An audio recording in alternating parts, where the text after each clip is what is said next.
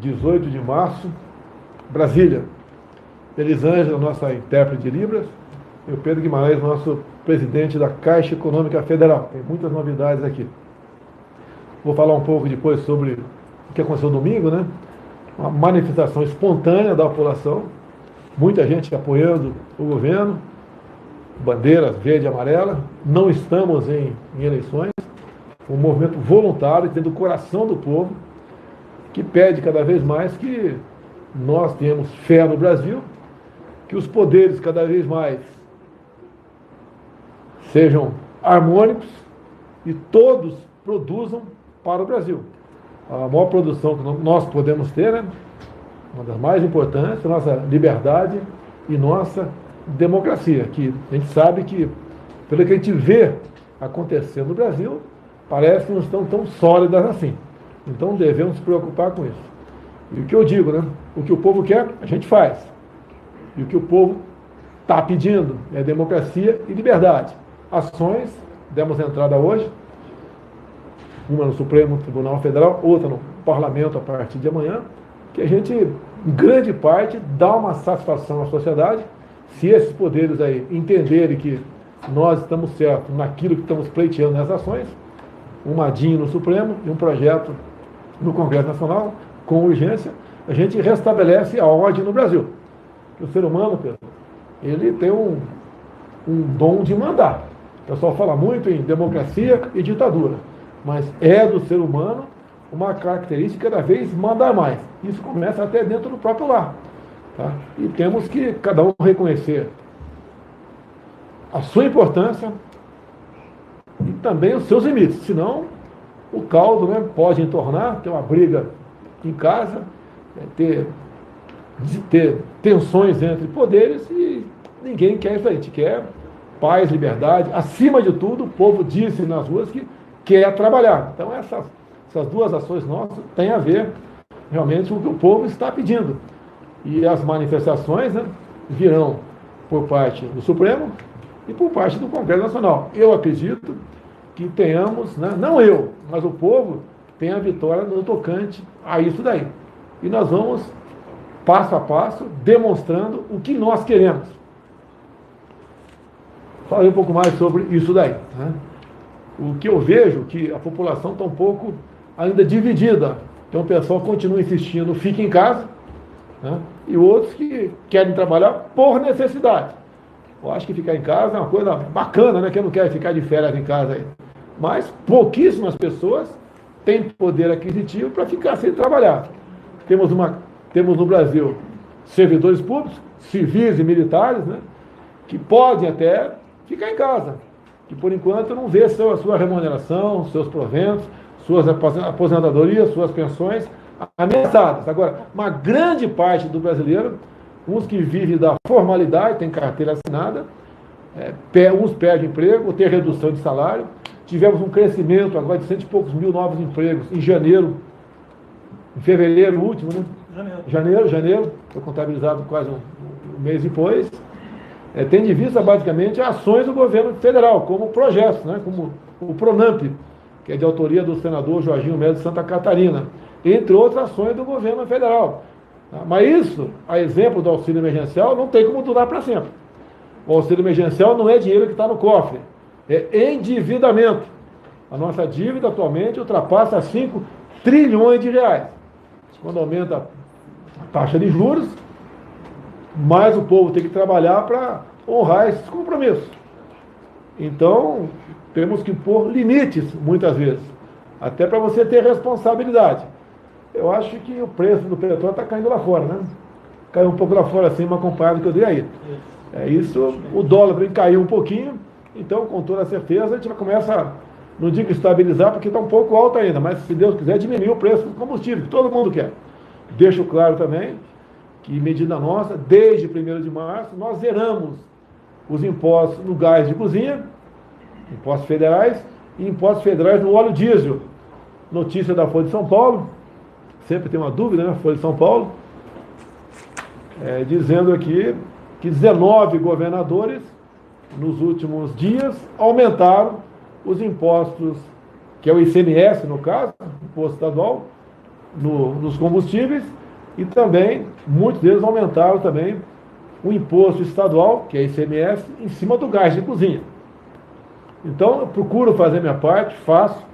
Eu não posso simplesmente, numa canetada, zerar algum imposto ou diminuir, que eu tenho que arranjar uma fonte de outro lugar para suprir o buraco que deixa de arrecadar pelo lado dos impostos federais que nós zeramos no gás de cozinha e no óleo diesel, né? Mas, né, isso tem um custo de outro setor que vai contribuir forçosamente, é lógico que é um imposto, é para suprir um buraco aí de por volta de 2 bilhões de reais que o governo federal vai deixar de arrecadar no diesel e no gás de cozinha. O gás de cozinha é para sempre. Não existe mais imposto federal no gás de cozinha. Hoje um bujão de gás, lá na origem, né, no engarrafamento, custa na hora de R$ 41. E chega no final da linha, 90, 100, 110. Então você já sabe que o gás de cozinha custa R$ 41. Dali para frente é imposto estadual, é também o frete, né? Que esse gás aí, ele tem um caminho a percorrer de onde ele é engarrafado até o destino, tá? E a margem de lucro de quem vende lá na ponta. Fica bem claro aqui, quando o pessoal fala muito, né? Ah, prometeu diminuir o gás. Sim, nós falamos que diminuiu o gás. Ah, lamentavelmente tivemos o problema da pandemia no meio do caminho. E na madrugada de quarta-feira, semana passada, a Câmara dos Deputados aprovou a nova lei do gás, que era para ser aprovada no ano passado. A pandemia atrasou alguns problemas com o presidente da Câmara, né, que tínhamos aí também, atrasou. Então, na verdade, atrasamos um ano praticamente a nova lei do gás. O que ela visa, entre outras coisas, né? Um novo regulamento para o transporte do gás, que geralmente tem um monopólio, né? A questão de acondicionamento, estocagem, liquefação, regaseificação e comercialização do gás natural. Tudo isso vai permitir mais concorrência. Agora, quem sempre diz, né?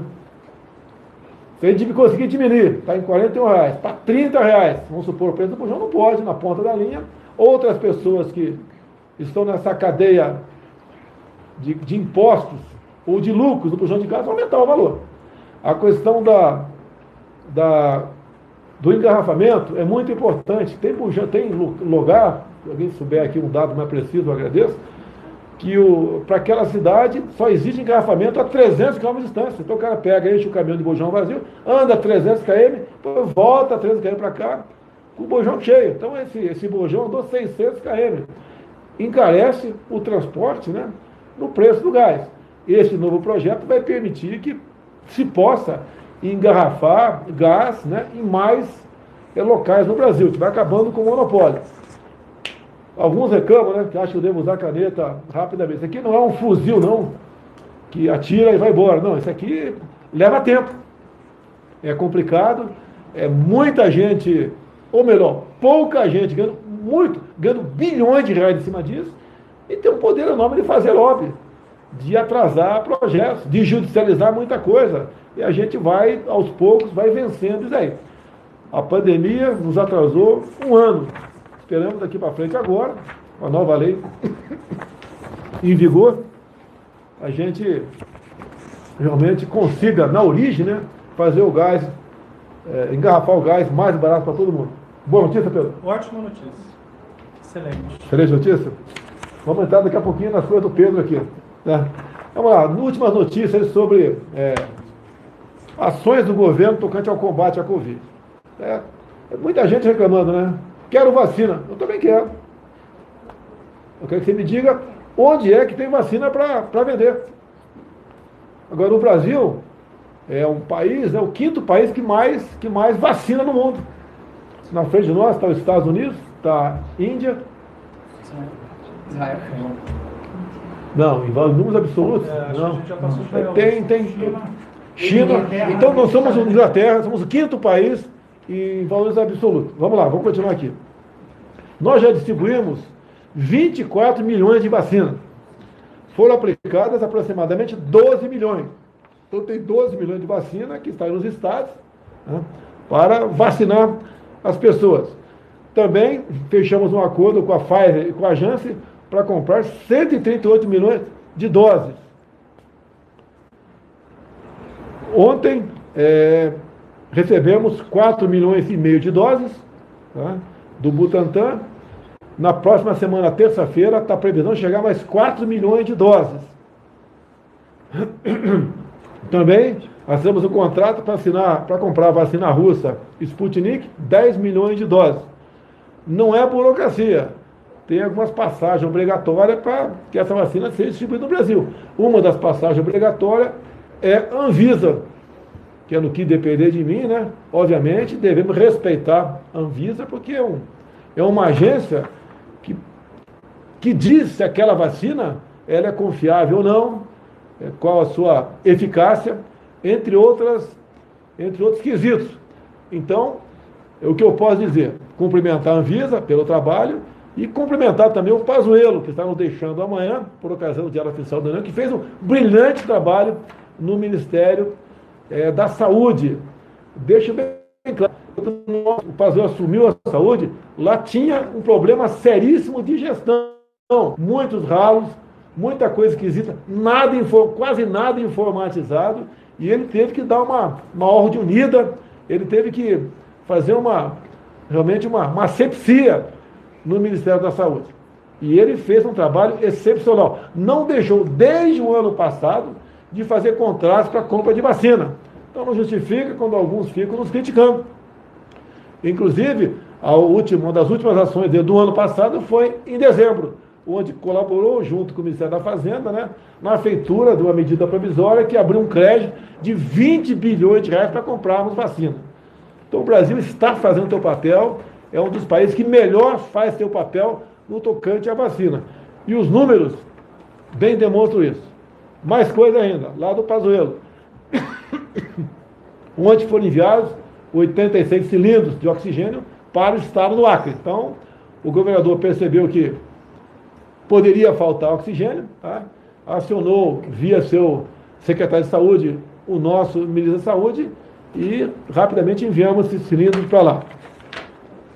Só para o estado de São Paulo foi liberado ontem 77 milhões para 1.600 leitos de UTI. Então, leite de UTI não falta. O governo dá o recurso, o governador monta. Então, para São Paulo, o meu estado, né, que eu sou nascido, liberado 77 milhões para 1.600 leitos de UTI. Então, a gente espera que não precise usar isso aí. Mas está à disposição, né, do governador de São Paulo esse recurso para leitos. E dizer também, para demais estados, são vários aqui, mais 188 milhões de reais. Então, quem monta o leito na ponta da linha não é o governo federal, não é o presidente da República, nem o ministro da Saúde. É o respectivo governador, é o respectivo prefeito, né, através dos seus secretários. Pedro, vamos aqui de bom para a Caixa aí, Pedro. Caixa Econômica, falar um pouquinho aqui sobre a questão de Santa Casa. Quantas santas casas temos no Brasil? 1.651 santas casas. 1.650. Nós temos aproximadamente 5.700 municípios. Então tem muito município que não tem Santa Casa, né? Essa Santa Casa, eu fui salvo a minha vida na Santa Casa de Juiz de Fora, né? Fui esfaqueado por volta de meio-dia, fui levado para lá, uma equipe médica estava lá, eu lembro muito do doutor Borsato, né? Até parecido o nome com o meu um pouquinho, que teve nessa equipe, e fez uma cirurgia de emergência. Vale lembrar que naquele dia eu recebi 3 litros de sangue. Tá? Barra pesada. Ele me disse que abria a barriga, né? Fazia o que tinha que fazer lá e sempre estava tendo um sangramento e não achava, tinha dificuldade de achar onde é que estava a hemorragia. Até que descobriu que numa veia, a faca deu uma furadinha, né? A ponta, e a veia vazava, porque quando vinha a pressão do sangue vazava por aí. Até que descobriram, deu sorte. Falou também que, dado momento, achou um caroço de laranja lá no cantinho perdido. Eu acho que se deixar um caroço de laranja e fechar a barriga da gente, eu acho que vai dar problema, né? Tá? Então, eu lembro muito bem, fui salvo na Santa Casa de Juiz de Fora. Meu muito obrigado a todos os trabalhadores da Santa Casa de Juiz de Fora. Estou devendo uma ideia para pessoalmente agradecer a todos vocês. Então, Santa Casa, ela tem dívida com a Caixa? Sim. Ontem, presidente, de manhã, o senhor pediu para a gente analisar. Passamos 2 dias analisando e matematicamente temos uma boa notícia, temos com 286 santas casas, um volume de 3 bilhões e meio de reais. Em primeira mão, nós já aprovamos, acabamos de aprovar no Conselho Diretor, uma carência, na verdade uma pausa de 6 meses. O que significa então, isso? Então, por 6 meses, não vão pagar dívida nenhuma. Não precisam, são 36 mil leitos. Para fazer justiça aqui, eu fui vizinho do deputado Toninho, de Minas Gerais. Tá? E agora vem o filho dele no lugar dele. Acho que é Toninho também o filho dele, se não me engano. Tem certeza? Ninguém lembra, não? Mas tudo bem, eu tive com o Toninho, tive com o filho dele. É Pinheirinho. Pinheirinho. Toninho Pinheiro. Pinheirinho. Desculpa aqui, de Minas Gerais. Pô, que fura. Levanta o nome dele certo aí para mim, a edição aí. E ele trouxe essa demanda das Santas Casas, né? E eu levei para o Pedro, tem mais ou menos 10 dias. Não, mais ou menos. Ontem de manhã. Ontem de manhã? 6 horas da manhã. Tá bem de memória. 6 horas da E o manhã. Pedro já trouxe uma solução para a Santas Casas que tem dívida, vai ter 6 meses sem pagar essa dívida. Tá? E também vai ter uma diminuição do montante. São duas operações. Primeira, nos 3 bilhões e meio de reais, que são 36 mil leitos e 7 mil leitos de UTI, pode ficar 6 meses com pausa sem pagar.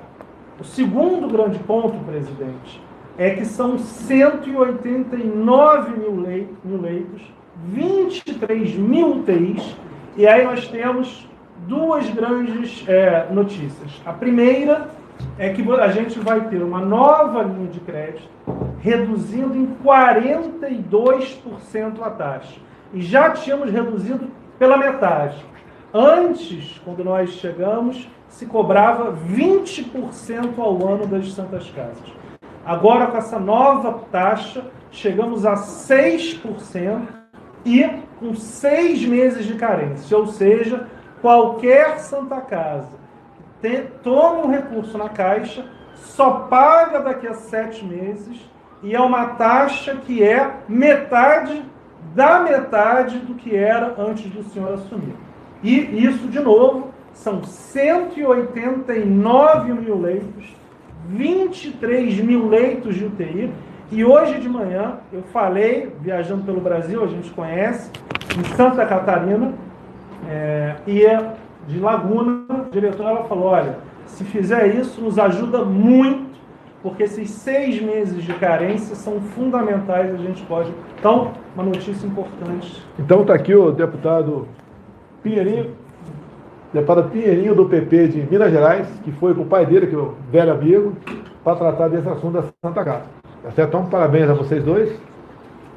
E parabéns, Pedro, pela maneira como você tratou desse assunto tão rapidamente. O que a gente pode fazer, presidente? E aí eu gostaria de pedir, as Santas Casas, é importante que elas venham, porque ao redor de 300 nós emprestamos, mas tem 1.400 que nós queremos emprestar, então também aqui é toda uma questão delas virem até a gente, porque a gente está mais que disposto a emprestar, entendendo o momento do Brasil e a partir da demanda do senhor, matematicamente resolver. Tá. Tem mais coisa da Caixa, eu tenho certeza. Deixa eu falar um pouquinho aqui. No início dos anos 80, eu lembro muito de 85, né? Porque eu dei um salto lá de paraquedas na Barra da Tijuca e quebrei os 2 braços e 2 pernas. Então, fui para dentro do hospital lá central do Exército. E naquela época estava começando a aparecer muito caso de AIDS no Brasil. Tá? E passou a ser, então, uma tormenta. E me lembro também que começou a falar da figura do AZT. Meu pai faleceu de AIDS, conheço muito dessa história. Então, tem gente que faleceu de AIDS, transfusão de sangue, o contágio, relações sexuais, tá certo?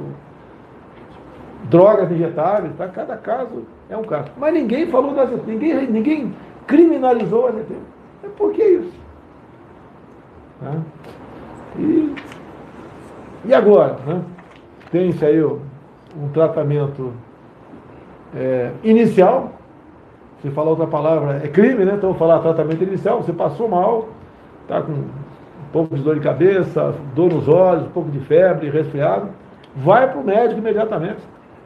Alguns nem vão, né? Já tomam logo um remédio para matar piolho. Se fala o nome também não pode. Um remédio para matar piolho. Eu tomei um outro. E me dei bem. E milhares de pessoas têm se socorrido desse tratamento inicial e dão um testemunho que se curaram. E existe, eu não sei se está dividido ou não, mas existe, são quase em torno de 500 mil médicos no Brasil e tem dezenas de milhares de médicos que são favoráveis ao tratamento inicial. E a gente vê a declaração nas mídias sociais, tal cidade, tá, não tem há tantos meses ou tantas semanas, não tem ninguém foi hospitalizado. Então isso é uma maneira de você se observar o que está acontecendo. O apelo que eu faço aí, que aqui é contra, tá, sem problema, se tu começar a sentir um negócio esquisito lá, tu segue aí a receita do ministro Mandetta. Você vai para casa, quando você estiver lá, falta de ar, você vai para o hospital. Eu perguntei para o Mandetta na época, Mandetta, o cara com falta de ar, ele vai para o hospital para fazer o quê? Para ser entubado. Meu Deus do céu. Se existe uma possibilidade, igual a ZT no passado, que num primeiro momento deu certo. Se existe outra forma de tratamento, faça uso disso. Não espere o pior acontecer. Agora, pelo que parece naquela época, né, aquela pressa enorme de manda para casa e vamos achatar a curva, o pessoal não fala mais a palavra achatar a curva. Teve gente que nem lembrava mais. Isso foi março, abril do ano passado. Vamos achatar a curva, que é o pico, para dar tempo para nós aqui mobiliarmos hospitais, fazer novos hospitais, leitos de UTI e comprarmos respiradores.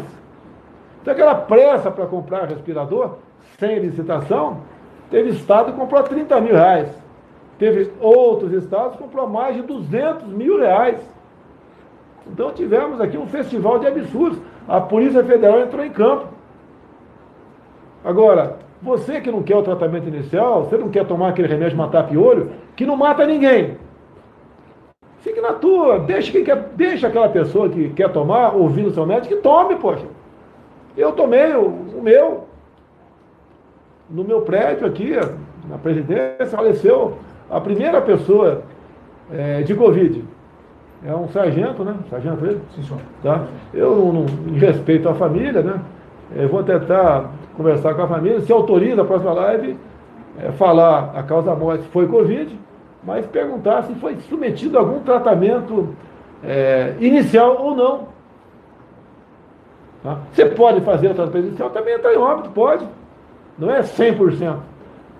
Mas no meu prédio aqui, as informações que eu tenho, mais de 200 pessoas pegaram e fizeram algum tipo de tratamento inicial e deu certo.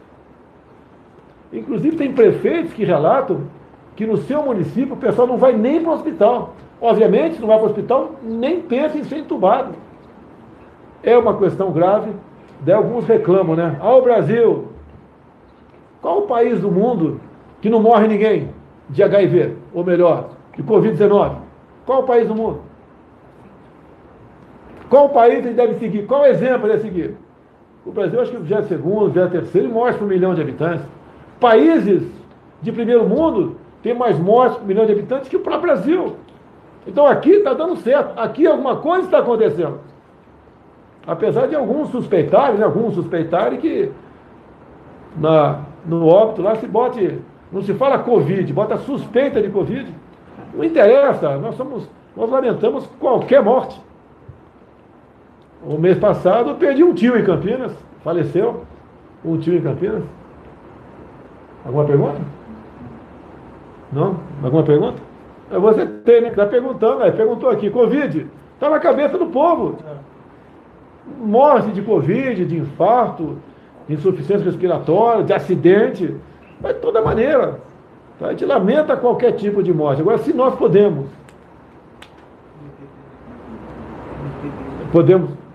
evitar, vem para trás daqui. Podemos aqui buscar uma maneira de evitar? Vamos, igual a ZT para HIV lá atrás. Então, o tratamento inicial é bem-vindo. É uma esperança. Não está comprovado cientificamente. O AZT, na época, Ô Daniel, também não estava comprovado cientificamente. Também não estava comprovado cientificamente. Vou botar a cadeira aqui. Também não estava comprovado cientificamente. Então não vamos simplesmente remar contra, falar mal. Capitão cloroquina. Está pensando que está me ofendendo? Vocês vão ter um capitão corrupção, pelo que tudo indica, concorrendo em 22. Aquele velho barbudo. Né? Capitão corrupção. Né? Vocês sabem quem eu estou falando. Eles estão felizes com esse cara. Tá? Não tem obsessão por ser presidente, por candidatura. Fiquei 28 anos na Câmara, 2 anos como vereador, nunca tive problema nenhum. E a gente vai tocando o barco. E o chefe, você como chefe de família, né, homem ou mulher, por vezes tem que decidir sobre o teu filho. Vai fazer uma cirurgia ou não vai? Vai tomar um medicamento ou não? Tem que decidir. A pior coisa que pode acontecer é você não decidir. Ficar em cima da indecisão. Então, se está dando certo para muita gente, muitos prefeitos, né, de várias cidades, tem relato nas mídias sociais, vai lá o prefeito mesmo. Qual prefeito, esse prefeito que atualmente é vereador, pessoal, que é lá do Rio Grande do Sul, qual cidade que é? Que eu fiquei de entrar em contato com ele hoje. Ele já foi prefeito, lá no município do Rio Grande do Sul, atualmente é vereador, e fez um tratamento preventivo. Tentando esperar para pintar o nome da cidade aqui. Eu quero entrar em contato com esse vereador agora e trocar uma ideia com ele.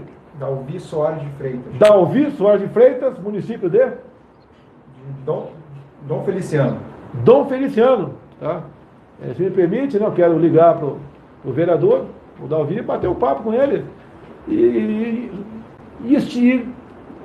incentivar essas pessoas, né, como ele. Eu fiquei sabendo que através das mídias sociais, né? O pessoal que foi submetido a um tratamento, dentro do testemunho, médicos, vocês aqui têm um direito e o dever, quando uma doença não está ainda perfeitamente conhecida, não tem um medicamento que tenha uma bula ali, que serve para aquele tipo de doença, você aplica o off-label, né? O fora da bula. Você dá alguma coisa para o cidadão que está doente e não mandar para casa e esperar sentir falta de ar. Pelo amor de Deus, pô. Isso não é médico, isso é outra coisa. Menos médico. Né? Então a gente espera que as pessoas falem.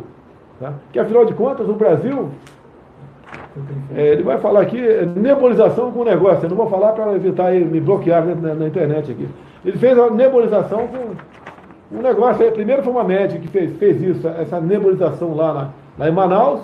E agora eu fiquei sabendo que esse vereador, Dalvi Soares de Freitas, quase que ele foi embora, né? E ele estava, pelo relato que eu tive acesso, né? Espero conversar com ele amanhã, se Deus quiser, ele estava em situação grave. E nós sabemos que o cara está em situação grave, dificilmente ele não vai para a intubação, e quando vai para a intubação, na ordem de 60%, a pessoa não volta mais. Então não custava nada ele fazer essa nebulização. Tive um caso também de nebulização aqui em Brasília, onde tinha uma pessoa, né, com situação grave, e o filho queria a nebulização e a equipe médica não deixou. E a pessoa continua internada. Isso aconteceu há uma semana atrás. Tá? Que mal poderia ocasionar uma nebulização? Que mal? Eu acho difícil tá, ter uma arritmia ou algo mais grave, até porque essa pessoa é bastante idosa. Vale a pena tentar. Nós temos que tentar salvar vidas. Para mim é muito fácil eu aderir ao lockdown, né? Confinamento, feche tudo. É bacana, é politicamente correto. Mas eu estou traindo a minha consciência se eu agir dessa maneira. Alguns ridicularizam a gente. Mas eu lembro quando alguns ateus, que quando o avião começa a cair, ele fala, ai meu Deus do céu, né? 3 vezes, aprende a fazer o sinal da cruz rapidinho. E já vi muita gente também, que falava grosso aí contra esses medicamentos aí, emergenciais, né? Que quando foi acometido, foi lá e procurou. Escondeu, né? Procurou. De bobear, estava até escondido em casa. E deu certo. Vai dar certo, se Deus quiser. Tive um relato também muito emocionante do prefeito de Aparecida, né? Aparecida deve ser a cidade vizinha de Guaratinguetá, dizendo que a cidade dele está destruída por causa do fica em casa. Pessoal, tem dezenas de países que não se fala em vacina. Por que, ô Pedro, você que é da Caixa, né? Porque não tem economia, não tem dinheiro. Uma dose de vacina está em média $10, é isso? $10, dá 5,50 mais ou menos. Dá R$ 55. É muito dinheiro, pessoal. O Brasil tem dinheiro, não é que tem dinheiro. Nós temos a garantia de endividamento, nos endividamos. 20 bilhões, né, uma medida provisória que abriu crédito, o ano passado, encaminhamos ao parlamento. E está aí nas mãos do ministro da Justiça, né, da Saúde, comprar vacina. E esse país não se fala em vacina por quê? Não tem dinheiro. Se acabar a economia do Brasil, o pessoal sempre criticava, né? Vidas é uma só, a economia te vê depois, fica em casa. Eu sei que vida é uma só. Todos nós sabemos que vida é uma só. Mas um país sem economia, com uma massa enorme de desempregados, acaba a economia. Hoje os servidores públicos, né, graças a Deus, pode ficar em casa que o salário pinga todo mês. O meu também pinga todo mês, apesar de eu ter alimentação de graça. Pinga todo mês. Mas se a economia parar de rodar, nós pararmos de exportar, cada vez mais tem que gastar recursos com gente que não tem emprego porque perdeu, vai faltar dinheiro para pagar servidor. E nós não podemos admitir isso, temos que lutar contra isso. Eu sempre disse, fui muito criticado, que tínhamos dois problemas, o vírus e o desemprego. Me massacravam. Hoje, muita gente tem consciência que acabou as reservas dele, que tinha numa poupança, tá? Um dinheiro guardado num canto qualquer, acabou. E ele agora está desesperado. Ok? E eu sempre preguei lá atrás, o isolamento vertical. Você tem que tomar um cuidado especial com os idosos, com quem tem doenças, né, comorbidades, e o pessoal mais gordinho, o pessoal obeso. E quando o vírus pega um cara obeso, o mal é muito maior. E o resto da população tem que voltar à normalidade. Eu vi um vídeo aqui, uma pessoa em Goiás, né? Vê que está numa região de sítio, uma panela de pressão, uma coluna de tijolo, lenha embaixo, eu acho que era milho que estava cozinhando lá. Falou, olha, panela de pressão, essa panela de pressão é meu café, meu almoço e minha janta. A política ficar em casa, olha aqui, eu não posso sair, não posso trabalhar, não posso vender o que planto aqui em lugar nenhum. E vi 2 filhos dele no canto. A educação do Brasil nunca foi boa, lamentavelmente. Qual o futuro dessas 2 crianças? É miséria. É uma pessoa completamente sem cultura nenhuma, sem conhecimento nenhum. Qual o futuro dessas pessoas? Vai estar jogado em informalidade no futuro. E quando o que é? Eu vou apresentar amanhã o projeto, né, pedindo urgência para o Congresso Nacional, definindo o que é atividade essencial. Freitas, para mim a atividade essencial é toda aquela necessária para você levar um pão para dentro da casa. O cara faz bolinha de gude. Esse não é essencial. Bem, não vai trabalhar. Se ele tem um filho na escola, vamos supor que uma escola simples, particular, tem que pagar, não vai pagar mais. Se ele paga IPTU, não vai pagar IPTU, energia elétrica, não vai pagar impostos, não vai pagar mensalidade, o aluguel. O que vai ser dessa pessoa? Qual o futuro dessa pessoa? Depressão. Vocês estão assistindo de pessoas praticando suicídio. Vimos lá em Salvador, em Fortaleza, teve um que saltou de um prédio agora também, tem um vídeo aí. Onde nós vamos chegar? Agora, não dá para continuar como está. Tem gente da Folha de São Paulo, do Globo, né? Do antagonista, me ouvindo, eu sei que está, anotando aí, pegando uma frase perdida para me massacrar amanhã na imprensa. Mas não tem problema. Eu tenho um compromisso com o Brasil. Se eu pensasse em reeleição, eu não estaria agindo dessa maneira. Eu acabo praticamente com toda a notícia ruim da imprensa tocante a Covid. Eu acabo. É só jogar o Pedro aqui. Pedro, missão. 500 milhões para a Globo de propaganda. Você do Banco do Brasil. 500 milhões para a Folha de São Paulo de propaganda. Gasto 3 bilhões de reais, acaba. Cadê aquela matéria da mulher? É inacreditável daqui. Que imprensa que é essa aqui? É inacreditável. Parece que é a Folha de São Paulo. Marilis Pereira Jorge. Rio de Janeiro. Marilis Pereira Jorge. Está escrito aqui. Rio de Janeiro. Ignóbil. Bolsonaro. Está aqui. Bolsonaro. Ignóbil. Basculho. Baixo. Repugnante. Canalha. Deplorável. Mesquinho. Estúpido. Obeócio. Tal. Tem aqui. Eu não contei, mas deve ter uns 100 adjetivos aqui. Parvo. Pacóvio. Inapto. Desqualificado. Pequi roído. Genocida. Essa é a imprensa brasileira? Isso é saudade de corrupção. É o fim da teta.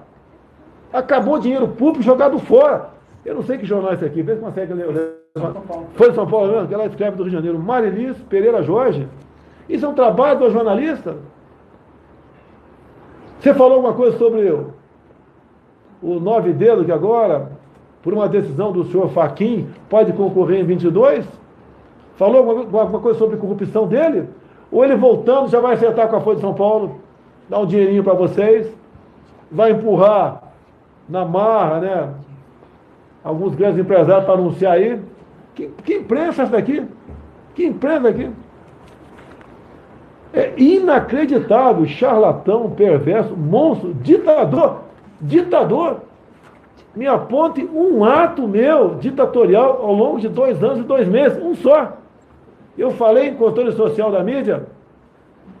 Eu falei em democratização da mídia. O documento do PT de 2014, lá em Salvador, onde erramos. Eles escrevem onde erraram. Erramos em não promover os generais pelo critério de democrático. O que é promover general pelo critério democrático? Não é o critério que se aplica atualmente nas Forças Armadas. Erramos em não modificar os currículos militares. Queriam botar o que no currículo militar? Que Fidel Castro é um grande líder? Com toda certeza. Tá, que Maduro é a mesma coisa? Que imprensa é essa? Que imprensa é essa? Festival de palavrões? Alguns recomendam, entra na justiça.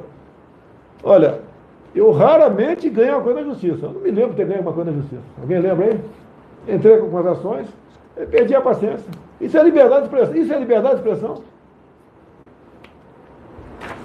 Muito bem. Estou aqui com o Daniel, lá de Santa Catarina. Tivemos uma PEC, chamada PEC emergencial. Tá? Um PEC emergencial que saiu do Senado, foi para a Câmara. Tivemos mudança na Câmara. Quais mudanças foram na Câmara, Daniel? Bom, presidente, você foi o relator. Que mudança você propôs lá, e, juntamente com o líder? hoje o senhor encaminha a todos os brasileiros mais um passo importante no enfrentamento ao Covid. O senhor e o seu governo que já encaminhou em auxílio emergencial 293 bilhões de reais até aqui, e hoje envia ao Congresso Nacional a mensagem com a medida provisória que autoriza agora, estamos aqui com o Pedro da Caixa, mais 44 bilhões de reais. Depois é até importante que o Pedro transmita a mensagem aos brasileiros como e quando esses recursos chegam nas mãos das pessoas que mais precisam.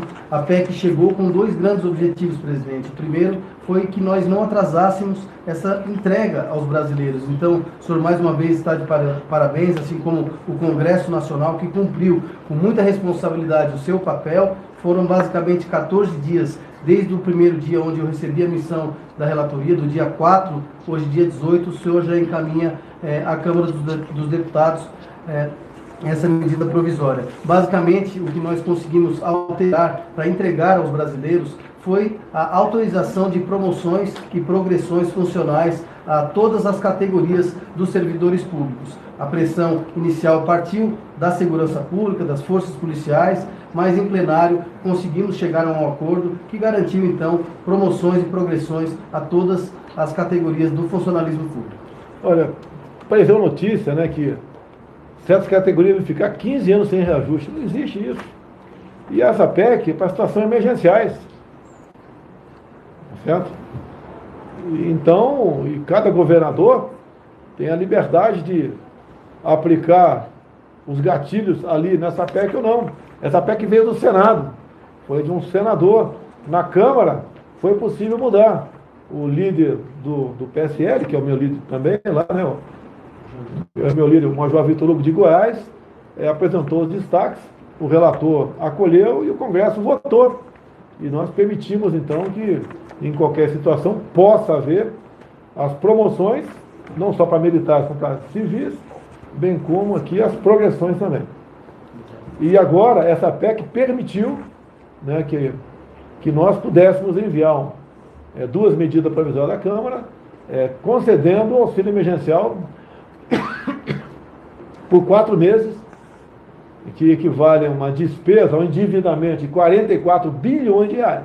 Alguns reclamam, né, que a média é 250. Vale lembrar que a média do Bolsa Família atualmente é de 191 reais. É pouco, reconheço. Mas o Bolsa Família, se eu não me engano, são 16 milhões de pessoas. Vezes 141, vezes 191 reais, dá mais de, em torno de 35 bilhões de reais. Certo?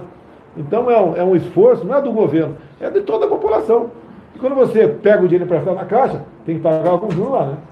Todo mundo tem que pagar. E o governo que faz empréstimo para isso, vai pagar algum juros em cima disso. Mas tudo bem. Fica mais um pouco aí, Daniel. Parabéns aí pela relatoria da PEC emergencial no Senado, que você atendeu ali, em grande parte, aí, os servidores civis e militares da União. O prefeito aqui, eu tenho que tomar um cuidado, né? Tem certeza que não é fake news, não? Eu acho que é fake news.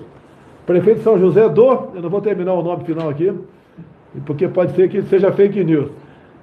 Prefeito de São José proíbe venda de combustíveis. Olha que ponto chegou o decreto do prefeito. Tá? Então, para você abastecer seu carro lá, vai ser exigido um documento teu comprobatório de atividade permitida. Você pega um documento meu, pega aí, Pedrão. Se eu estou com Covid, eu posso passar para você, pô. Para abastecer o carro, eu não estou acreditando nisso. Bem, entramos com uma ação hoje, ação direta de constitucionalidade, junto ao Supremo Tribunal Federal, exatamente buscando aqui conter esses abusos. Tá? Entre eles, o mais importante é que a nossa ação foi contra o decreto de 3 governadores, que inclusive no decreto o cara bota ali toque de recolher. Isso é estado de defesa, estado de sítio, que só uma pessoa pode decretar, eu. Mas quando eu assino o decreto de defesa de sítio, ele vai para dentro do parlamento. Lá o Daniel vai votar, os senadores vão votar, e se eles concordarem, daí entra em vigor. Agora, um decreto de um governador ou de um prefeito, não interessa quem seja, tem poder de usurpar da Constituição. Então entramos com essa DIN no Supremo, o Supremo vai decidir, não vou emitir nenhum juízo aqui, obviamente se entramos, por intermédio da Advocacia Geral da União, a proposta foi supervisionada pelo ministro da Justiça, nós esperamos ter uma resposta no tocante a isso aí. E mandei um projeto para a Câmara definindo o que é atividade essencial. Agora é contigo. A atividade essencial é toda aquela que serve para o cidadão botar o pão na mesa. Não sei como é que você vai votar lá. Vai votar comigo? Com certeza. Então, basicamente, tudo passa a ser atividade essencial. Tá? Tem um estado aí que no decreto do governador ele permitiu as concessionárias. Mas por que a concessionária pode vender carro e você na tua lojinha na esquina, a tua lojinha na esquina, você tem um empregado, esse empregado geralmente não é empregado, é tua esposa, é teu filho que trabalha contigo, não pode. Ele vai transmitir aí a Covid-19. Daí você vai, por exemplo, no metrô, ônibus, o pessoal está assim, apinhado lá dentro. Não adianta botar máscara lá dentro, pessoal. Um ônibus assim lotado, igual lata de sardinha. Um trem lotado, igual lata de sardinha. Lá não tem problema. Isso é uma hipocrisia de governadores e prefeitos que fazem isso aí. Uma hipocrisia. O coitado da esquina, que tem um boteco ali, uma lojinha de secos e molhados, o cara que vende um churrasquinho de gato na rua, está empurrando um carrinho de pipoca, esse é bandido, é preso. Não tem cabimento isso. E você deve estar perguntando, e daí? Vamos esperar as coisas fluírem, pô. Deixa acontecer, deixa o parlamento decidir que não vai demorar, é urgência urgentíssima.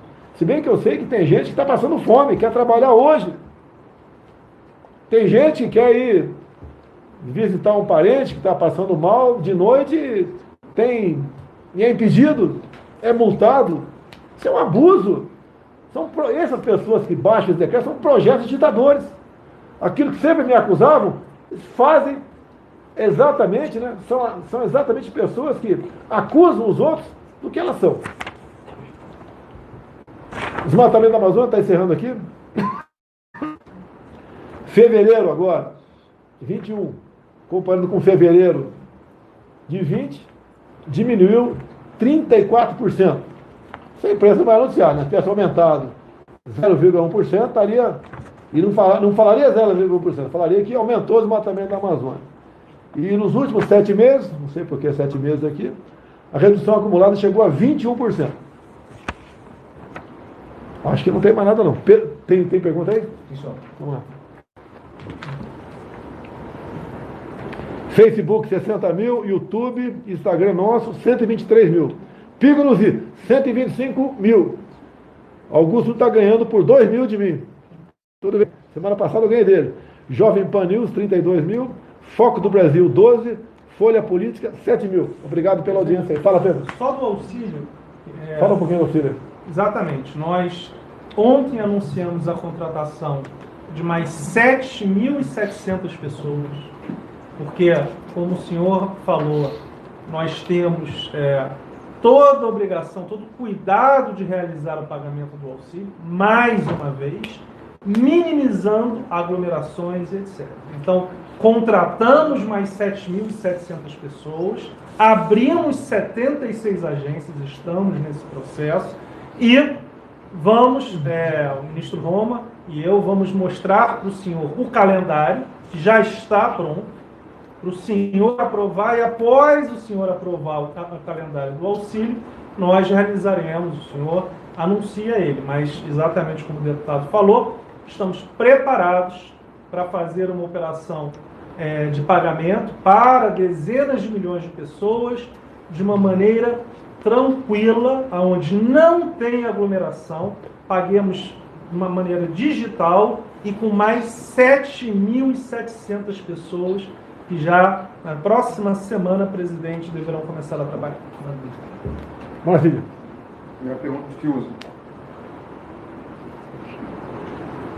Boa noite, presidente Bolsonaro. Boa noite, presidente da Caixa, Pedro Guimarães. Presidente Pedro Guimarães, o que o senhor acha dessa tese que está em circulação sobre, mais adiante, os governadores que mantiverem o lockdown sem capacidade de demonstrar a eficácia disso como medida sanitária, passarem a assumir o pagamento dos auxílios emergenciais à população necessitada? É você? Fala eu. Sempre tem precedência. Ô, Fiuza, você sabia que ele ia passar para mim, né, Fiuza? Eu falei um tempo atrás, isso daí tem que ser uma responsabilidade de quem acha. O lockdown, eu tenho visto vocês falar no programa Pingo no Z, né? A nossa querida OMS, né? Um dos seus diretores falou que o lockdown não funciona. Serve apenas para uma coisa: tornar o pobre mais pobre. Agora, estamos lá no limite do limite de auxílios emergenciais. São mais 44 bilhões de endividamento. Não podemos continuar nos endividando assim. Problemas aparecem os mais variados possíveis. Tá? O pessoal tem que produzir. Muitos recebem até com vergonha auxílio emergencial. Quer trabalhar, não quer receber nada do Estado. Muitos dizem que é pouco. É pouco. Mas ajuda muita gente. Média R$250. Repito, a média do Bolsa Família atualmente está em R$191. Tem uma pergunta? Presidente, deixa eu só reforçar o que o senhor falou. Pagar o auxílio, qualquer auxílio que seja, é muito mais complexo do que parece. Nós, na verdade, vimos um Estado que tentou fazer isso dentro de muitas filas, pagando poucas pessoas, e hoje nós temos o segundo maior banco digital do mundo, com 107 milhões de contas.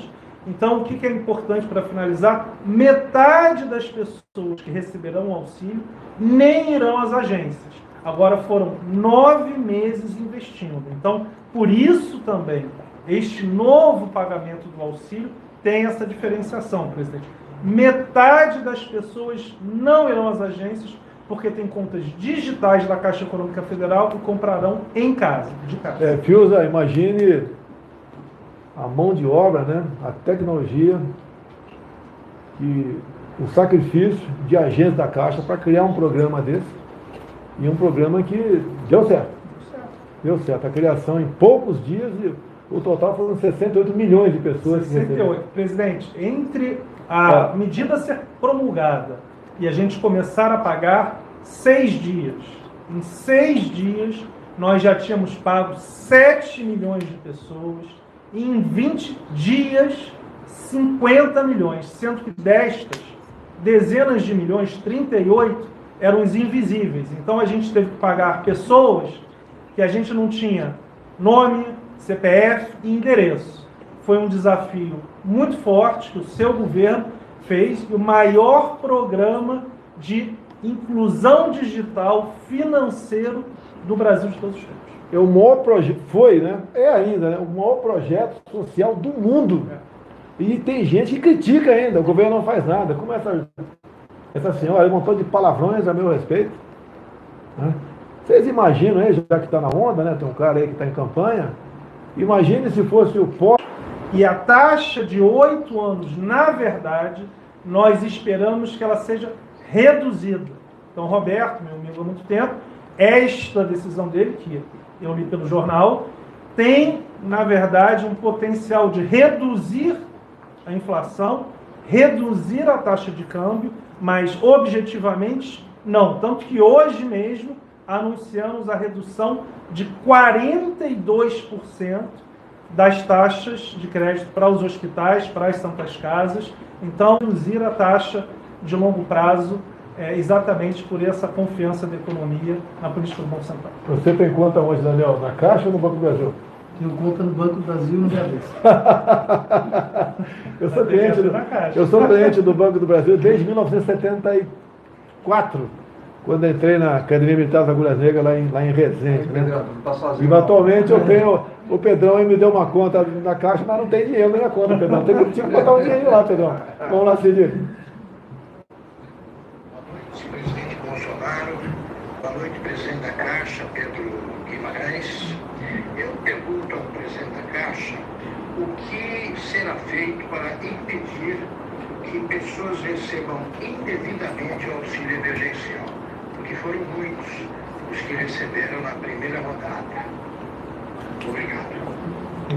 Augusto, nós tivemos, sim, em especial, na primeira, foram 9 pagamentos, presidente, 5 de 600 e mais 4 de 300. No primeiro pagamento, como tinha muitas pessoas que não tinham cadastro nenhum, houve sim um problema que foi sendo corrigido rapidamente. Agora, excelente a sua pergunta, porque o aplicativo do Caixa tem uma atualização aonde nós pedimos uma foto da pessoa com o documento. Isso elimina praticamente a zero a chance de fraude. Muito importante, a primeira vez, presidente, que eu vou falar, não significa que a pessoa não vai receber o auxílio, não. Só que significa que a fraude tende a zero e que ela não espera, às vezes, 3 ou 4 semanas, porque quando houve fraude, nós sempre pagamos as pessoas, mas tem um tempo para analisar.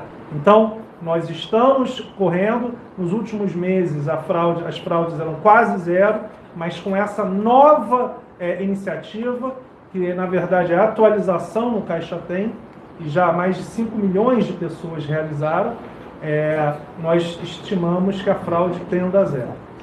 Ô Augusto, a Controladoria Geral da União vai divulgar dados do perfil dos fraudadores, né? O que eu tomei conhecimento é uma coisa inacreditável. Que tipo de profissional que frauda, e a quantidade, é um negócio inacreditável, com pessoas com esse tipo de renda, né, cometem fraude em cima de um recurso que é para atender aí os mais pobres. Eu acho que nessa MP de agora, eu li muito rapidamente ali, tem um dispositivo que não enquadra em falsidade ideológica não, tem outro enquadramento ali, que é mais grave um pouco para quem, porventura, venha cometer fraude. Tem mais? Fechou. Daniel. Tem muita gente importante. Boa noite, presidente Jair Bolsonaro. Boa noite, presidente da Caixa, Pedro Guimarães. Boa noite a todos. Olha, presidente Pedro Guimarães, eu queria saber se a Caixa Econômica Federal vai fazer alguma concessão ou alguma diferença para os inadimplentes agora, nesta época da Covid, para os correntistas da Caixa Econômica Federal e principalmente empresários, né, que estão impedidos de faturar, se haverá um plano especial de pagamento de empréstimo, alguma coisa assim. É isso. Obrigado. Zé Maria, obrigado pela pergunta. Nós acabamos de anunciar, em relação às Santas Casas, 6 meses de pausa. Em qualquer no momento que for necessário, sim. Como ano passado fizemos 6 meses de pausas para vários setores, o crédito imobiliário também. Então, estamos analisando, neste momento, acabamos de anunciar hoje, presidente, o resultado da Caixa, mais um resultado, nos 2 anos de resultado da Caixa de lucro líquido do seu governo, foi mais que a maioria dos anos todos somados dos governos anteriores. Então, apesar de reduzirmos os juros, darmos as pausas, temos resultados recordes de lucro. Então, resposta objetiva. Analisamos, podemos dar pausas, podemos renegociar, porque sempre faremos aquilo que for melhor para a sociedade brasileira de uma maneira matemática. A última pergunta, né? Só deixo claro que as informações da CGU que eu recebi foram extraoficiais, não é nada oficial. Então a gente espera, por ocasião da divulgação, ter os dados exatos, né? De quantas pessoas de cada setor, né? De cada categoria foi lá, vai arranjar uma maneira de pedir auxílio emergencial, mesmo tendo ganhos, né? Não compatíveis para ter o auxílio emergencial. A última pergunta, Cid? Boa noite, presidente Bolsonaro. Boa noite, presidente da Caixa Econômica. Presidente Pedro Guimarães, já foi anunciado que a Caixa Econômica obteve autorização aí da Secretaria de Coordenação e Governança, né, das empresas estatais para montar um banco digital, né, que atendesse apenas pela internet. Diante de uma crescente aí de prefeitos e governadores em relação ao lockdown, com medidas mais restritivas para as pessoas não saírem de casa, o senhor tem alguma ideia de quando a abertura desse braço digital da instituição vai acontecer? Boa noite, obrigada. Boa noite, Ana Paula. De fato, nós já operamos esse banco digital, que é, na verdade, o aplicativo do Caixa Tem. É muito mais do que isso, Ana Paula. Mas ele já opera com 107 milhões de contas. Tem uma questão técnica, presidente, o Pix, mas hoje a maioria das pessoas já conhece o Pix. A Caixa tem o maior número de Pix, que são meios de pagamento que você não precisa pagar, e a grande maioria digital é pelo banco digital, ou seja, o maior número de clientes hoje que realiza o Pix na Caixa, realiza pelo Caixa Tem. Neste momento, todas as pessoas que receberão o pagamento do auxílio emergencial, com exceção do Bolsa Família, que é uma outra, receberão via essa conta digital. Então, para responder a sua pergunta, já temos todas as pessoas, 107 milhões, com a conta digital, elas já utilizam, e quando o Banco Central realizar a aprovação, vamos separar o banco, será 100% controlado pela Caixa, mas hoje ele já funciona normalmente. Obrigado, Augusto Nunes, equipe da Pingo nos I. você que está nos assistindo aqui nas minhas redes sociais, vai lá com os Pingos nos Is para pegar o comentário final do Augusto Nunes e sua equipe. Obrigado a todos, né? Pedro, Daniel, até quinta-feira que vem, se Deus quiser.